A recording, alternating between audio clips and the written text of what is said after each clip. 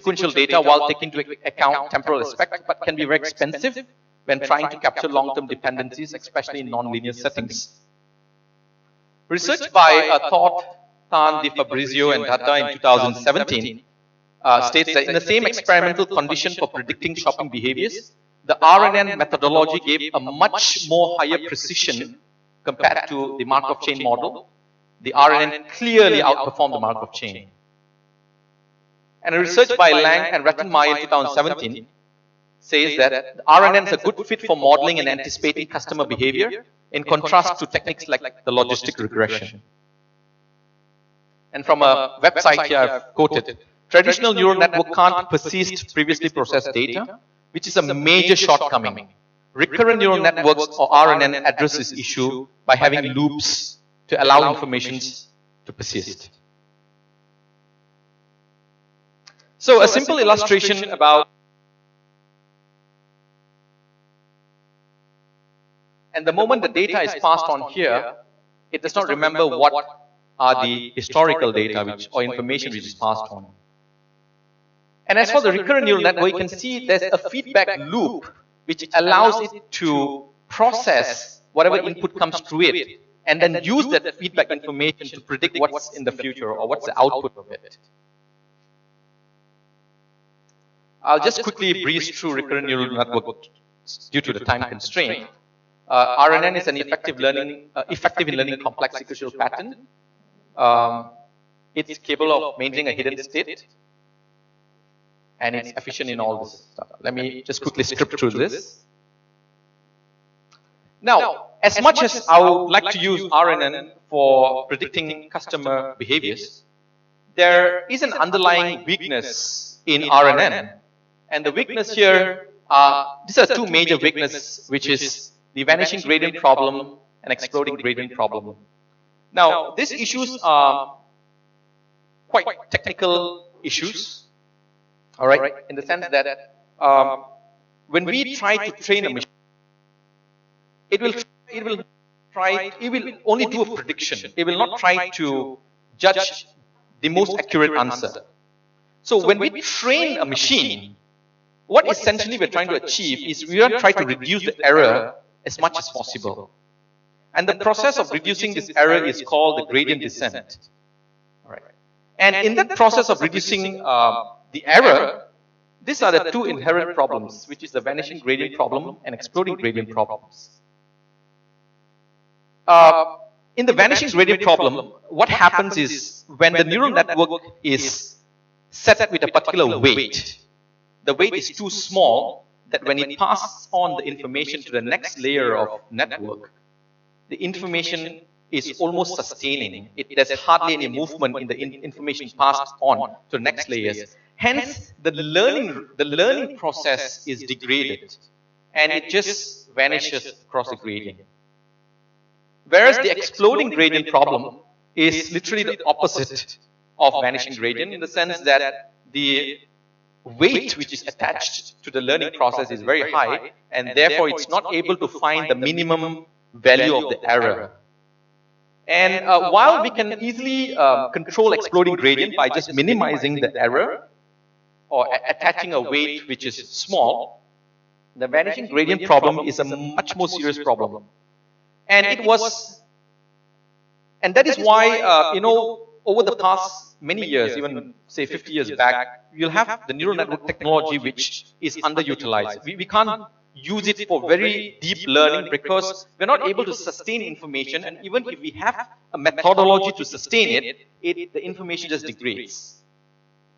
And it's only in 1997 when there's this technology called LSTM came about. LSTM is long short-term memory came about. And that's when the recurrent neural network or a greater interest is taken in the arena of artificial intelligence in the aspect of deep learning. This is just a simple illustration of how the information just degrades or decays through time. It's a time span. T is 0 and T is at 100. So LSTM or long short-term memory is an added enhancement to RNN which gives greater overall prediction capability. It is the aspect where the current action is dependent on what has been done before. This is a technical diagram of RNN. I'm not going to get into the details of this, but what I want to inform here is it was introduced by Hochreiter and Schmidt-Huber in '97 and were refined and popularized by many people thereafter. So there are lots of literatures on RNN and LSTM. I've compiled close to about 50 literatures on RNN alone, excluding talking about customer behaviors and predicting customer behaviors. So let me quickly dwell into the methodology of it. So what I intend to achieve here is obtain at least 5 years of raw transactional data from all local airlines, which is from 2013 to 2018, with a minimum of the following fields: transaction IDs, member IDs, transaction date, total purchase, and transaction items, which could be tickets or tickets plus miscellaneous services. Yep, that's a $1 million question again. Prior to this research, I've spent a couple of months trying to reach Malaysian airports and also MAVCOM, which is a short for Malaysian Aviation Commission. And they have such data, but it is not sufficient. It's not deep enough, nor they have it over a long duration of time. So it looked like at this point of time, my only way to obtain this data is to reach out to the airlines directly, which is AirAsia or MAS or Malindo. This is going to be a little challenge, which I shall explain just towards the end of my research.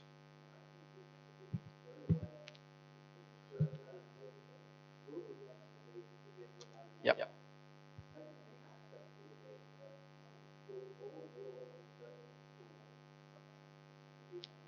Yes.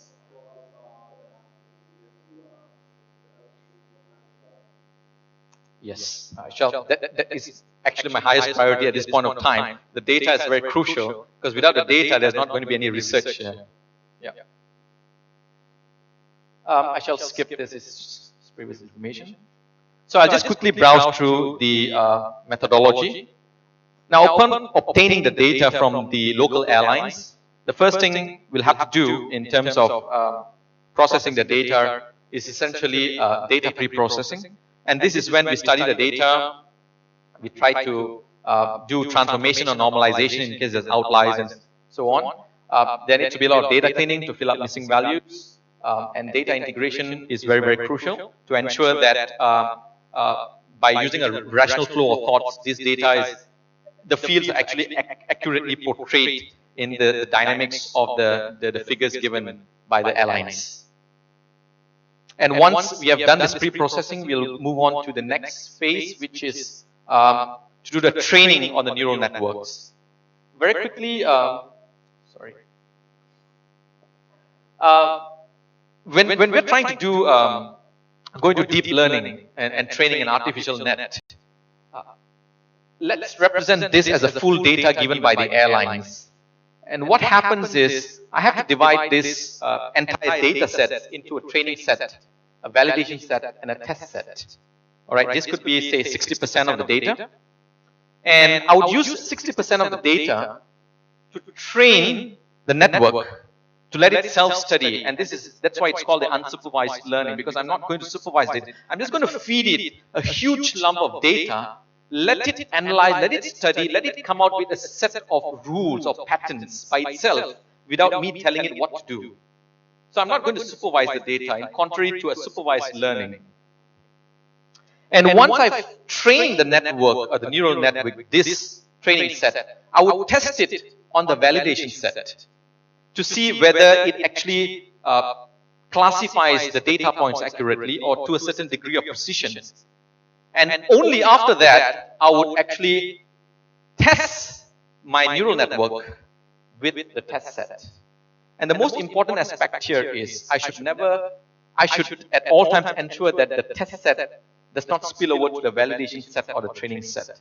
This is very crucial, because the moment my test data spills into the validation or training set, then to some degree, I'm just trying to train someone who has already been trained, essentially. So it's best to train on a test set which is completely independent to confirm that whatever which was learned by the network is actually true or not. through the test set. So essentially, these are all the same data sets. I'm just segregating them into various segregation components. Just 2 more minutes. Thanks. I shall, sorry. Skip this. The training phase starts at phase 2 with the LSTM. So very quickly, this is the process of training my neural network. As you can see that when I train my neural networks, to some extent, it is managed to classify all the blue labels or the blue data in the blue background area and the orange data in this area. So this is somewhat a good learning curve by the neural network. Now you would see that there's some mismatches here and there. There's some orange data in the blue areas and so on, but this is fairly fine. We're not expecting 100% perfection on the data. And so when I take this neural network and put it into the test data, I can see that it performed quite fairly well. It's managed to classify the blue data along the blue area and the orange one here.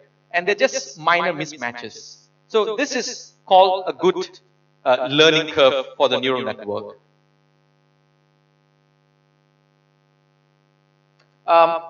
When you're training the neural network, there's something called the overfitting, but due to time constraint, I'm just not going to elaborate on this further.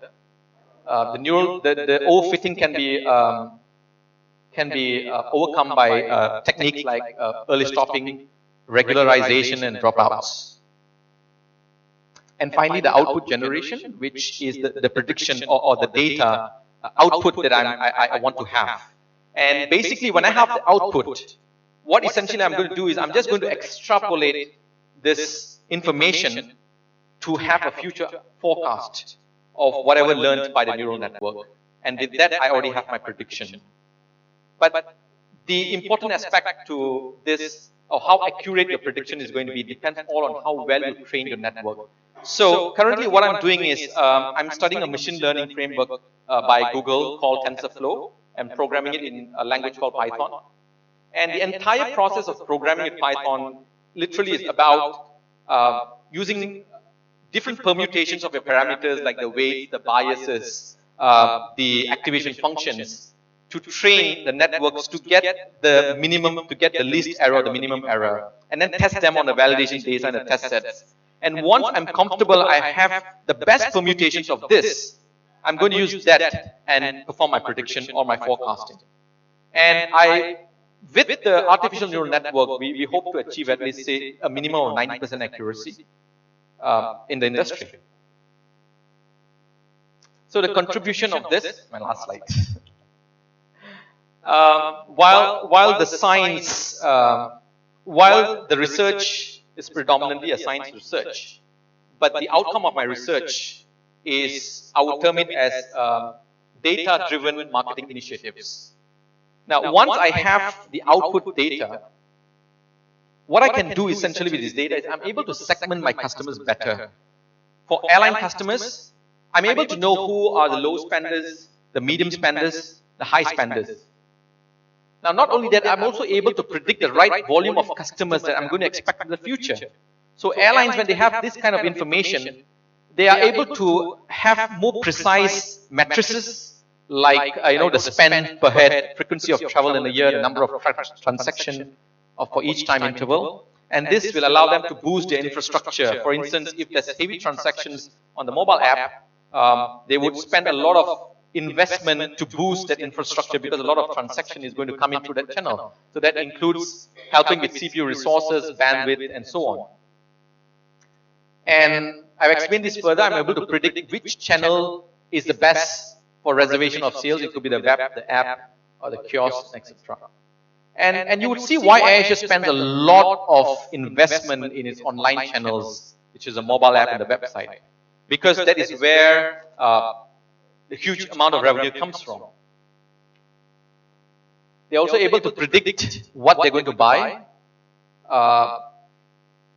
And if I'm going to predict that in the next year, there is going to be at least a 50-fold increase of travel to, for instance, Sydney or Auckland, now the airlines are able to then prepare themselves to increase the number of aircraft, flights, even number of pilots to the destination. and if I'm able to predict the value of spend, then I'm able to upsell or promote the right amount of products or services to my customers. All right. And now, mind me, as what the professor asked earlier, when we use the technology of artificial intelligence, the predictions are going to be incredibly precise. And I'm talking about over 90% of accuracy. And by having such high level of accuracy, the probability of us judging that a situation is going to occur is extremely extremely high. And hence, a particular business is able to gather whatever resources required to boost its performance. If I'm going to expect 1,000 folds of customers coming in the near future, then I'm going to boost that amount of infrastructure or services for that. So that's all I have for now. Sorry for going beyond the time. Thank you very much.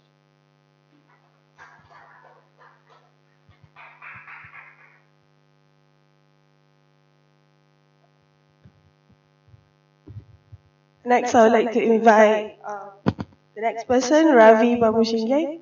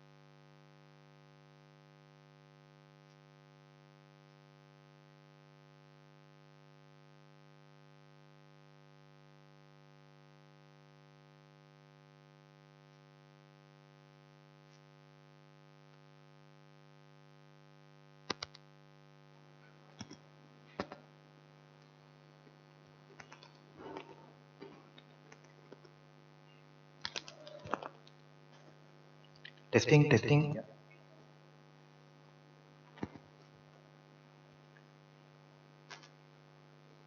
Yeah.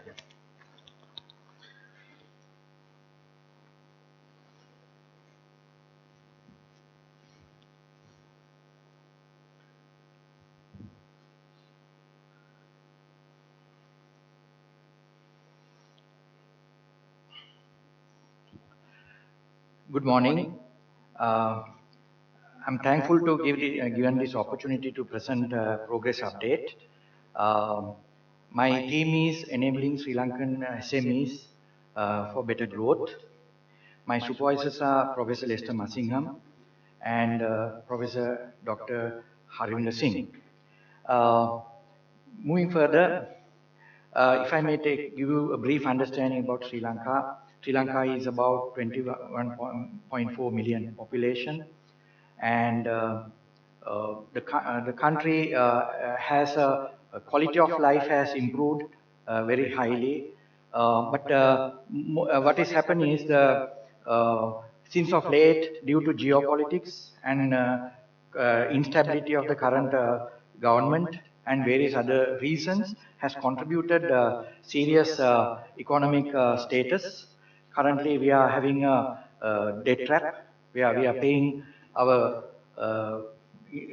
national loans through borrowing loans also. So there's a serious issue there. In that issue, there is a way out. But in that way out, what is required is a serious entrepreneurial or SME contribution. But unfortunately, our entrepreneur performance is not that great. As a population, only 2.8% of our population are entrepreneurs, whereas we need about 10% or more. In numerical terms, we have about nearly 500,000 SMEs. Out of that, only 300,000 are fairly active. And again, if you look at the micro, small, medium enterprise entrepreneurs, we have about 1.2 million. But what country needs is about 2 million entrepreneurs of SMEs. So there's a huge gap in that sense, and the SMEs are not performing well due to other reasons also. Most of these SMEs are very family business, or therefore they don't want to encourage a partnership, and that it has a limitation of growing the business further. On the other hand, some other family businesses are having a serious problem where the children, the siblings, are not keen to take up the parents' business as well. Then also, when the other companies also, there are limiting factors of lack of knowledge and so forth.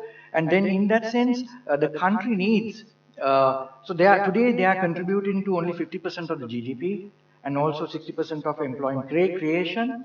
And also the present regime has worked out a plan. They called it as Enterprise Sri Lanka. Enterprise Sri Lanka is all about encouraging SMEs to do better. But if the small preliminary inquiry that is being carried out, what they have found out was discerning SMEs are either not aware of this program or they have not used it. But again, it has been used by main players for their advantage. So there's a huge limiting factor then in that sense. So what I'm trying to say here is Sri Lankan entrepreneurs or SMEs have a serious role to play, but that role not being performed well.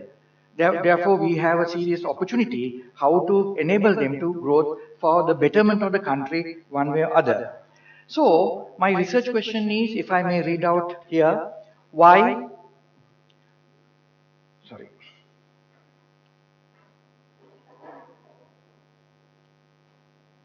Why do Sri Lankan SMEs appear to not grow their businesses meaningfully or fail to sustain them? And how could the conceptual framework of business modeling enable the SME sector to be key contributor to national GDP and employment creation?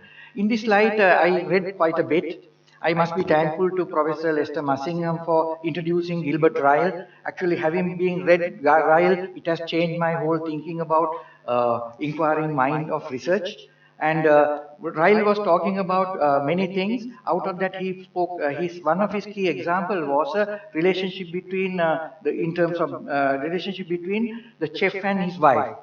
Now, chef prepares a dish with a greater understanding of, intricate understanding of the elements and ingredients of the preparation. But the wife is preparing a dish with a menu with a limited understanding, so there's a serious problem of outcome.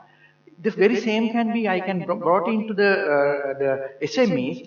SMEs today performing as a wife preparing a dish, whereas what is warranted is very much to SME to prepare like a chef.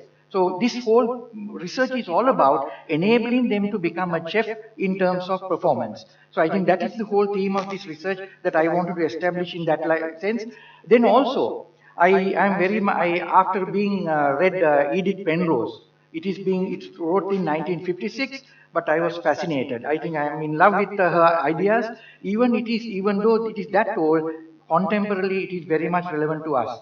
So the book that was written was Theory of the Growth of the Firm. So I based my thinking around that particular concept. But I also want to caution you, she used the resource-based view of Barney, kind of who introduced later. But my research is slightly shifted to externalize. I'm going to articulate that in different way to you all. Then also I am very fascinated with Bernard Ma, who is talked about value creation, value innovation, along with Zott and Amit and Zott and Tracy. So these are the people who worked on the business value creation and all that. So that aspect also I have looked at far more meaningfully in my inquiry. Then also I looked at the second data, Sri Lanka Ministry of Finance and Planning, and few other material as being considered in the research question development in that light. Then there was a theoretical gap. The theoretical gap that I have found was, as at today, Sri Lankan SME researchers, scholars, they have focused on very much deductive or more quantitative research based on small samples, or some are substantial samples, and also maybe secondary data. They are very heavy on statistical analysis, but what they have missed out is, profoundly, is that they have not identified how. So they have made statements of what, but how. Then again, I like to draw Simon Sinek, who talks about start from with why. That aspect also we have to bring. So the kind of work, so the work that is being very much profoundly being articulated is very, very quantitative, and very, what I'm looking at is a progressive solution to SMEs to make it viable for them to have a sustainable growth in the country. So then also I wanted to introduce Kahneman, who is the 2002 Nobel Prize winner, who said, generalizing, who said that SMEs are by and large overconfident and a little bit arrogant. They don't want to learn. They are resistant to change. So we need to take that in. Our Sri Lankan SMEs are also very much similar. So that aspect also we need to understand the limitation. Then I am going back to 1992, Grenier, who introduced a fantastic model in stages of SME growth. That is all starting from sustenance, survival, success, where most of the SMEs are failing at success, and then take off and affiliations. So that is the stage that I also have.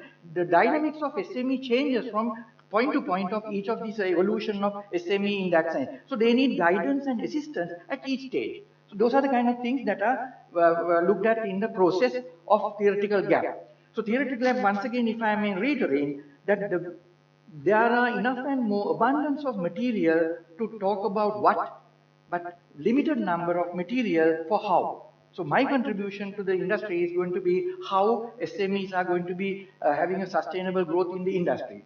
Moving further, based on that, this is what I presented in last July, and based on their recommendations, I have made improvements. So this is an outcome of extensive literature as well as my observations in the industry as an entrepreneur myself in that. So I was looking at the significance.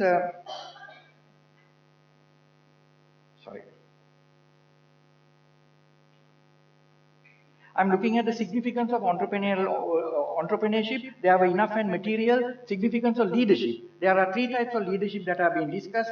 The transactional leadership, transformational leadership, and autocratic leadership. I looked at where does the SME is falling into that light. Then there are significance of state intervention, but that is important because SMEs are very much dependable on the state activities and also networking of organizations and so forth. I read quite heavily on value capture and value value creation of, as I mentioned about Bernard Ma and Zott and Amit and Zott and Tracy. Then business modeling, there are quite a bit of, I think I wanted to, because I was very much heavily dependent on Osterwalder's of business model canvas. Then again with Ash Myra, who spoke about entrepreneur business modeling, and also my professor's model I have looked at. It was very effectively used here. So there are a lot of business modeling concepts are also being looked at to develop this particular framework.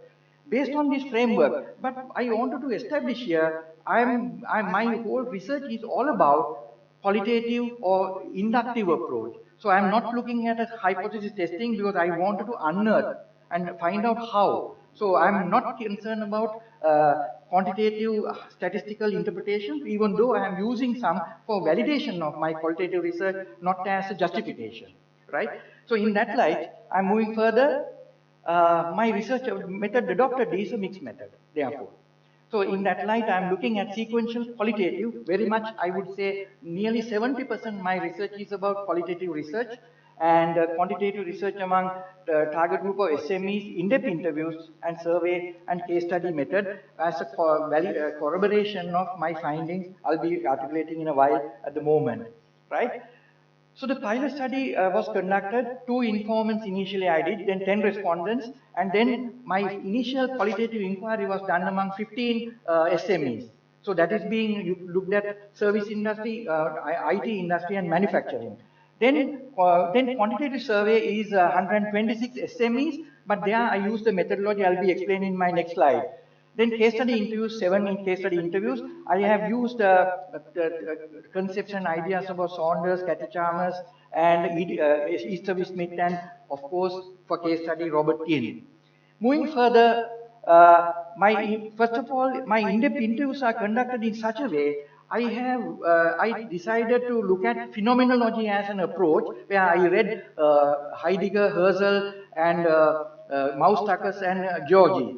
But then I found that Georgi's approach is very much useful to my interpretation, where I have used meaning units, and meaning units based on that I developed the structural descriptions, and structural description led into the conceptual framework I'm going to show you next slide.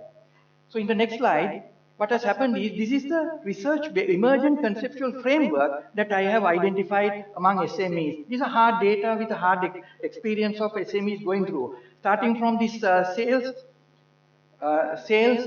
starting from entrepreneurial drive, then business orientation and business process, and then human resource, sales, capital, and revenue, competition, and so forth. This can be falling into 3 zones. Zone A is going back to entrepreneurial leadership, and Zone B is all about the operational, and then Zone Z is about the external perspective. So this is again further corroboration of my original conceptual framework and justification of hard data. It's evidence to justify my whole thing. Then moving further, so what has happened here is, I am now talking about my quantitative survey, that is to justify my qualitative data. I used a method adopted by Edinburgh's group in 2012. Edinburgh group talked about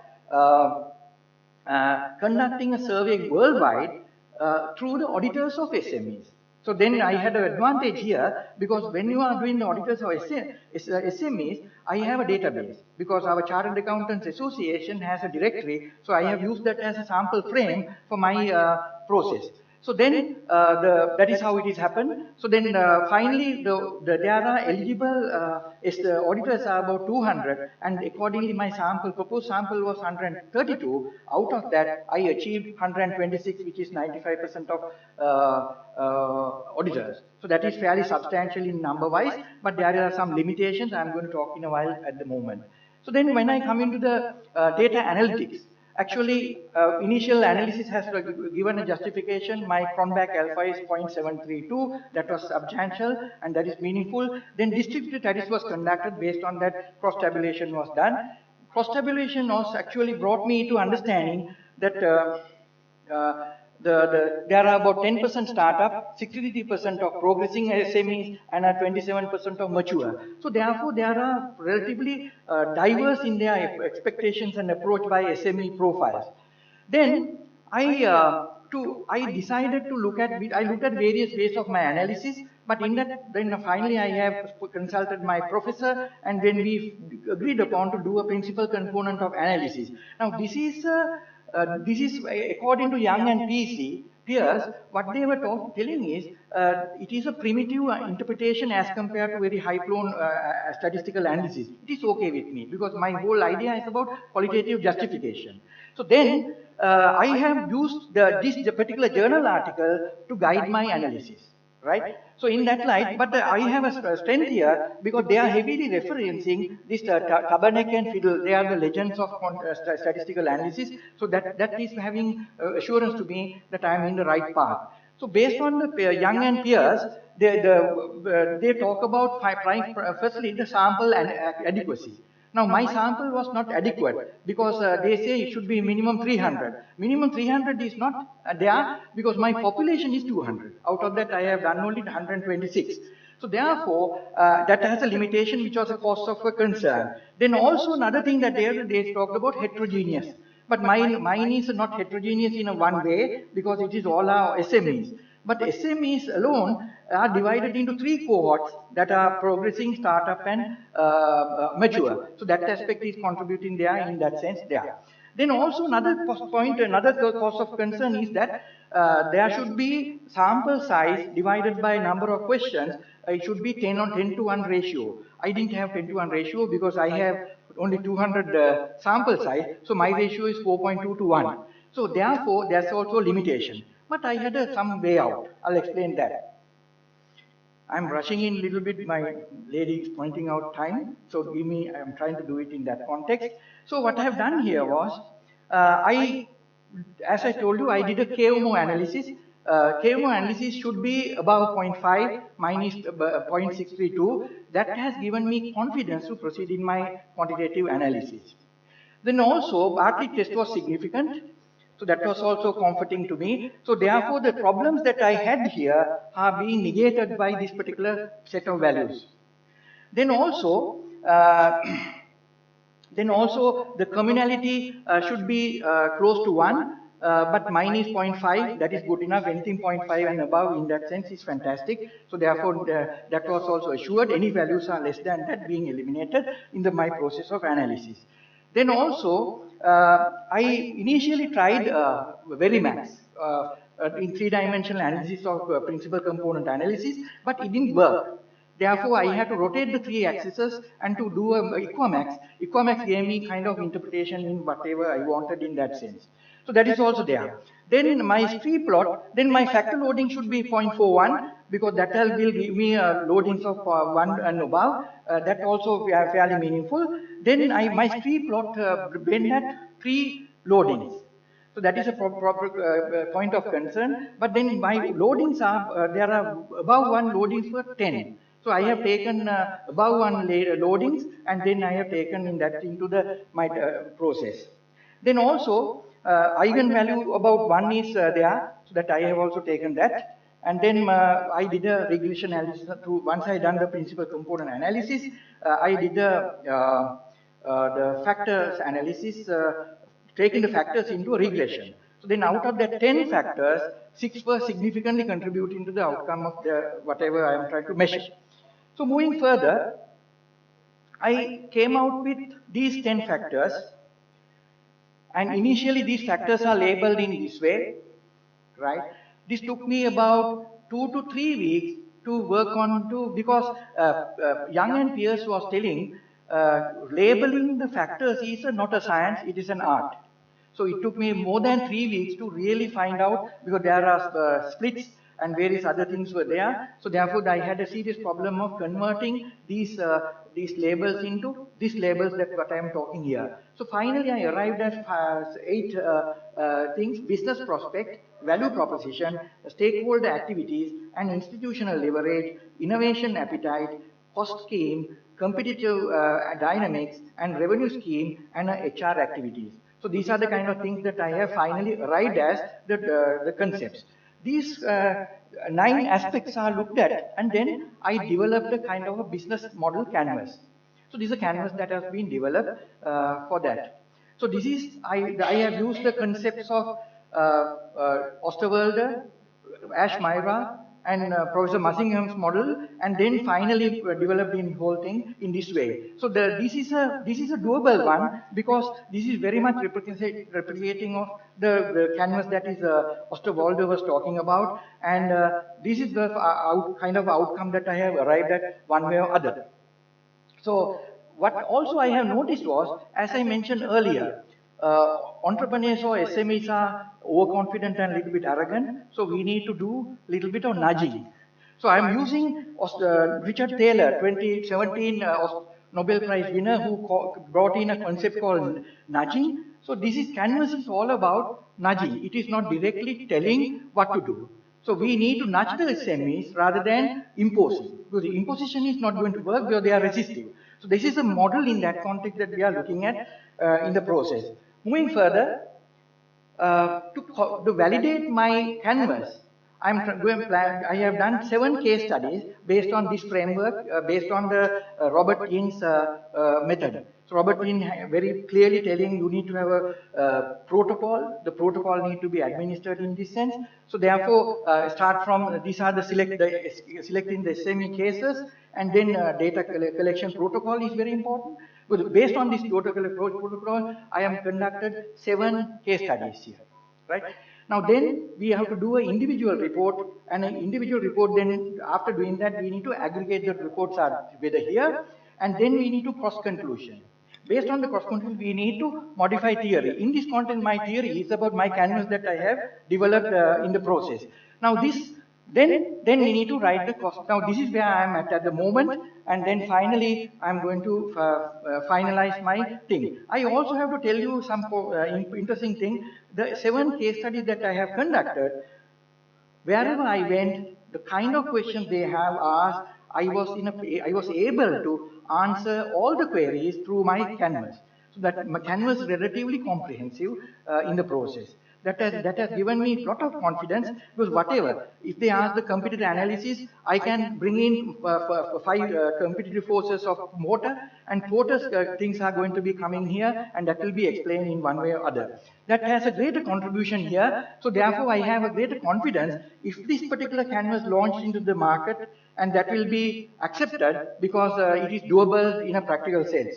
Moving further, these are the 7 case studies I have done, the case study protocol and all this there. And analysis is adaptation, but then in this particular analysis, I can't expect a full-blown case study analysis, but this is all about validation of the concept that I have developed through corroboration of SME data that I have taken. So I'm not trying to go through again by an investigative case study analysis, but a more corroborative case study analysis in that sense.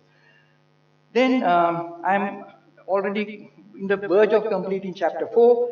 Now I am about to begin the chapter 5. I have to tell you that during this course of journey, my business had serious challenges and various issues were there. I should be thankful to Professor Masingham and Professor Harvinder Singh for their patience and accommodating nature to motivate me to come thus far. Once again, I say thank you for you, and that's about all.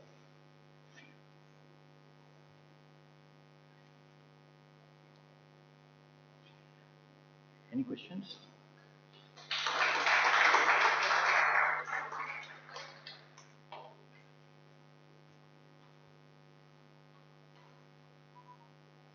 Sorry, I rushed in.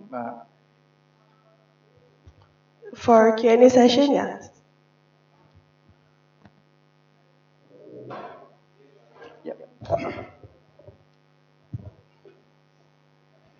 Well done, my friend. I think as a whole, I think the direction of the research is quite clear. The only thing is missing here is the quality of the data that you have collected and to analyze. Yeah, which we call as the data cleansing. And data cleansing is basically to make sure that whatever data you have collected, you go through a process of removing what they call as outliers. Outliers are basically those data that are or their position in the distribution of all the data you collected, which are very distant from the means of the data. Yeah? Normally, they will use the multiple imputation process, which I didn't see in your process of cleansing. So what it means that whatever the number of data you collected, before you go through analyzing the data, you need to go through the process of identifying the outliers and remove the outliers, so that the balance of the data are really good data to process. Yeah, and then you get a good value of the result. Arriving at the Cronbach alpha calculation, initial descriptive statistical analysis remove the outlier values. Would they remove the outliers? Yeah. The process? Yeah.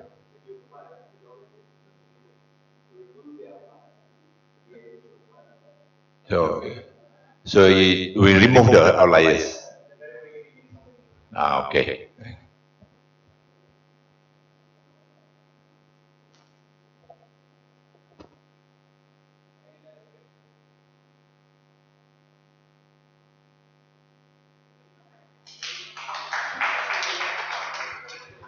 Thank you.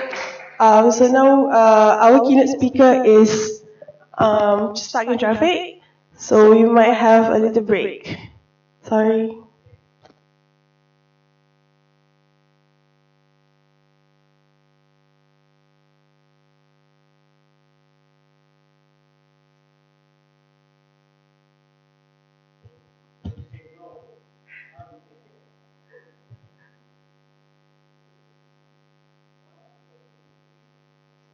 Okay, while we are setting that up and we're waiting for Sathya to come and take your questions, you will notice that at PhD level, if you want to do a case study approach, it's not enough to do just one case study.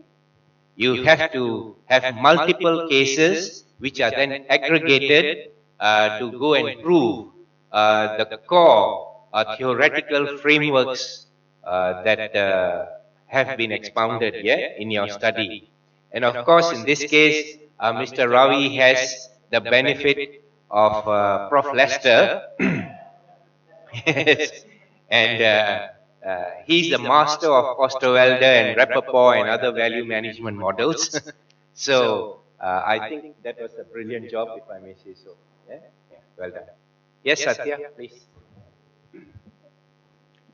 Is there any questions? I'm not sure.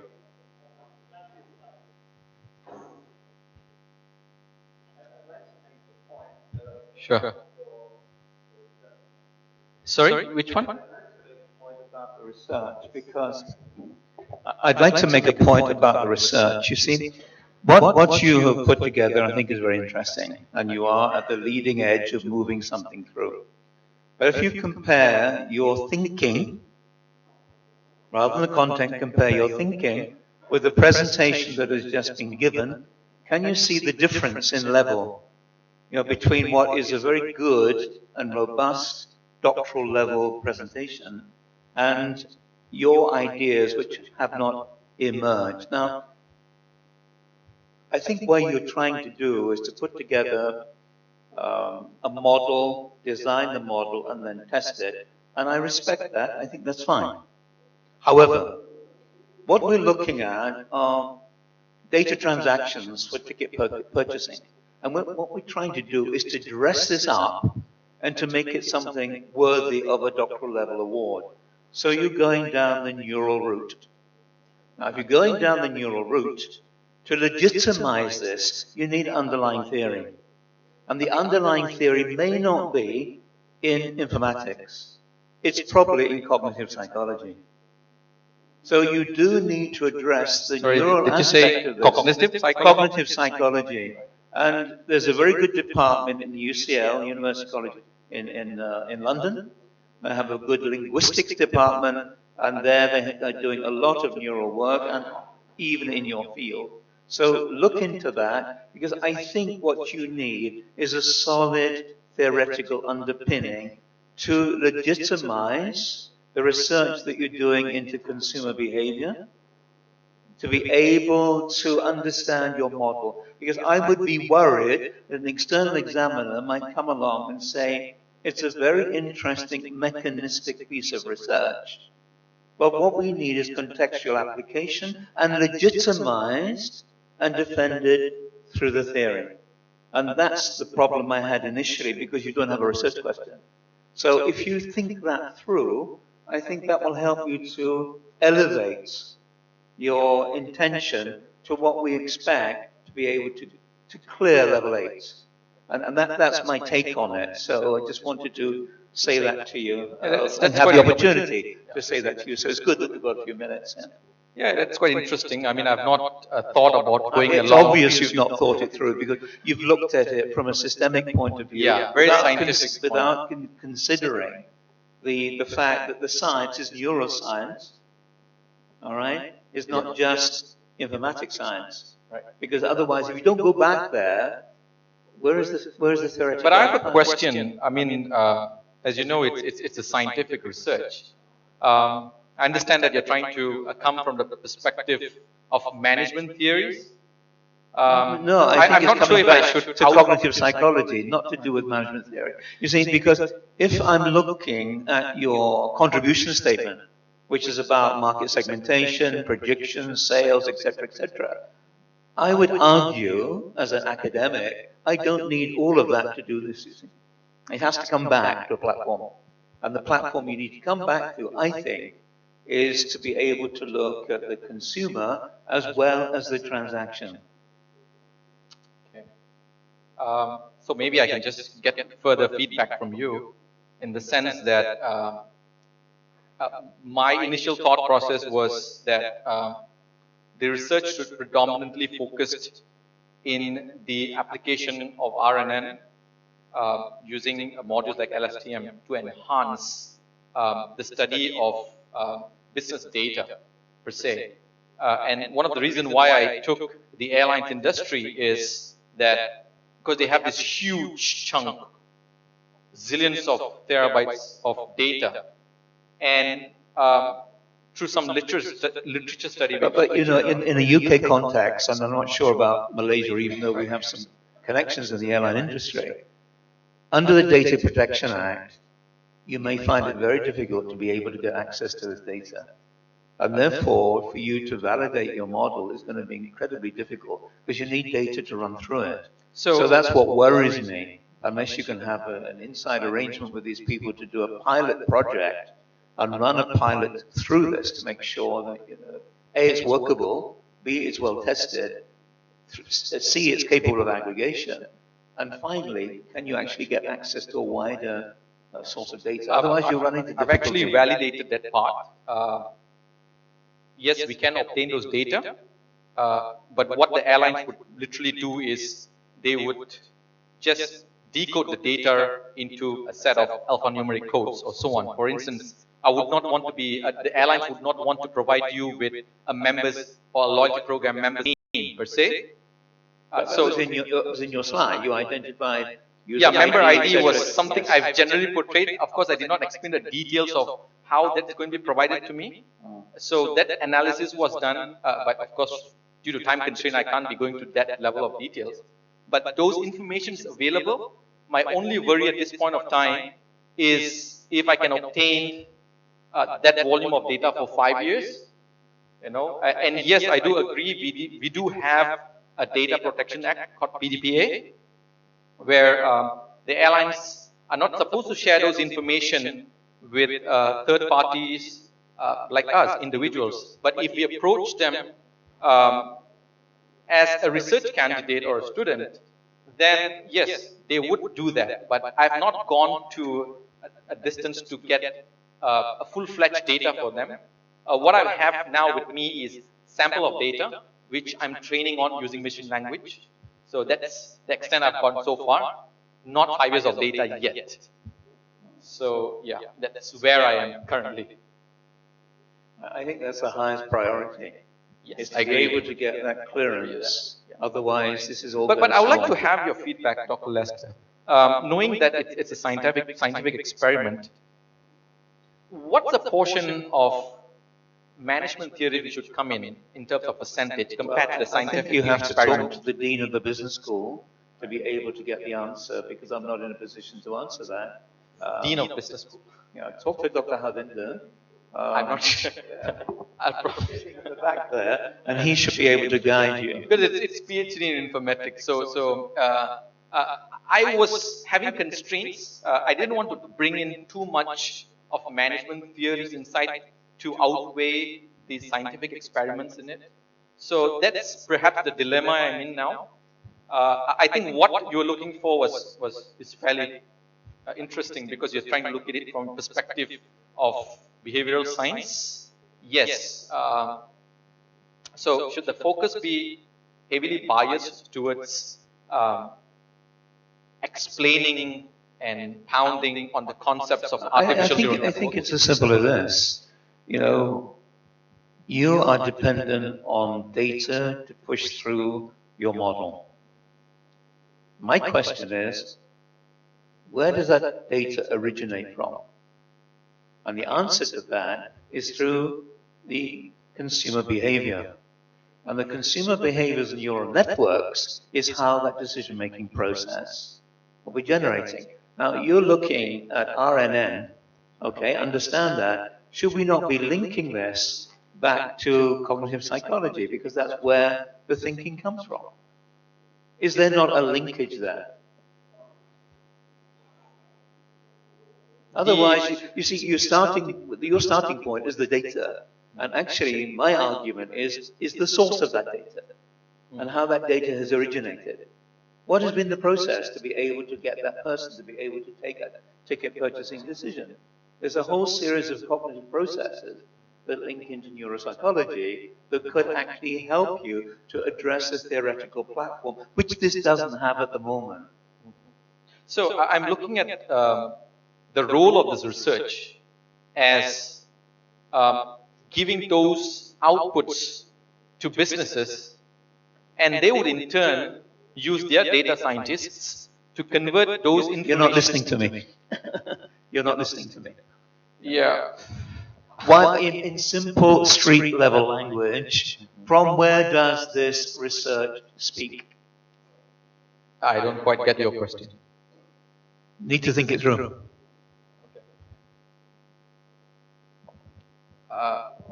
Any other questions?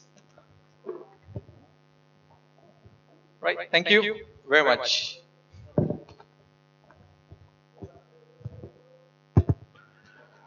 I have a simple question. Not to you, but the slides, the title. This slide? The title, not you. Sorry, thank you. Okay. Not Oh, the slide, sorry. but Who's presenting? Are you presenting? Yes. Okay, So never you want mind. to question the slide? Or you want to The question title, is that your title of your presentation? Yes. Just now? Is that your title? Yes, it is. Can I ask a question? Sure, of course. Okay. I got mixed up, so I came in a little bit late. I don't know, I think the title is a bit long. Usually for PhD thesis, the expectation is around 12 to 15 words. I've heard so many comments on this titlings of, it's a catchy titling that can conceptualize your whole thesis and people can also remember it. So maybe it's a bit long, I don't know. Well, I think you were not present there during the presentation. Basically, the entire title or the components of this title was clearly explained. And the reason why I've used terms like dynamic ticket pricing environment, why I've used the Malaysian aviation industry is to scope down, to narrow the scope of the research. So, sorry, I can't see you. Where are you? Yeah, sorry. Yeah, so that was the reason for the title being long. But yeah, thanks for your suggestion. I'll try to see if I can trim it down. If I can reduce the number of words in it, I'll try to do that. As of now, it has to retain as of that. Yeah. Thanks. Anyway. Yeah, it's just a working title, correct. So yeah, I can. Correct. Yes. Yeah. As we progress. Absolutely. Correct. Yeah. True. Yes. Sorry, yeah. Okay. Neural network we use quite often in the defense industry. So you're focusing on aviation. In the neural network, there are three areas that always brings to a discredit to it. One is the behavior of the network itself, how you're able to acquire those data. Prof. Lester has mentioned the dimension that I'm looking for, because you have mentioned is from informative, and probably some people looks at a different way. So coming to that point is the behavior of the network and the duration of it. Because usually when you do neural network, the behavior carries a duration. And when I look at your presentation, you say there's consumer behavior or customer behavior. From my understanding is behavior is very psychological. But here, Sorry, I didn't get that. one of your slide has customer behavior. So from my understanding, behavior is very psychological. And Maybe you can just bring it down a little. I can't, it's a little muffled. now, what I mentioned is, can you just run the slide, the second page, I think, second or third page? Can you put it in slide mode? Slide mode?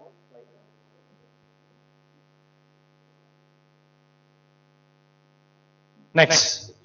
Okay, so when I look at this, customer purchasing behavior, my understanding behavior is very psychological, but you're running a RNN, it should be, I'm not too sure, is it pattern or behavior? That's something that I'm still pondering through, that's one. And go back to my other area which I mentioned is, when you run an RNN, especially in the defense industry where I belong to, there's two factors that always confuse us is the behavior of the network itself, and the second is the duration of it. Because this is very hardware and intense to do the entire process. It's hardware intense. Right now we have cloud.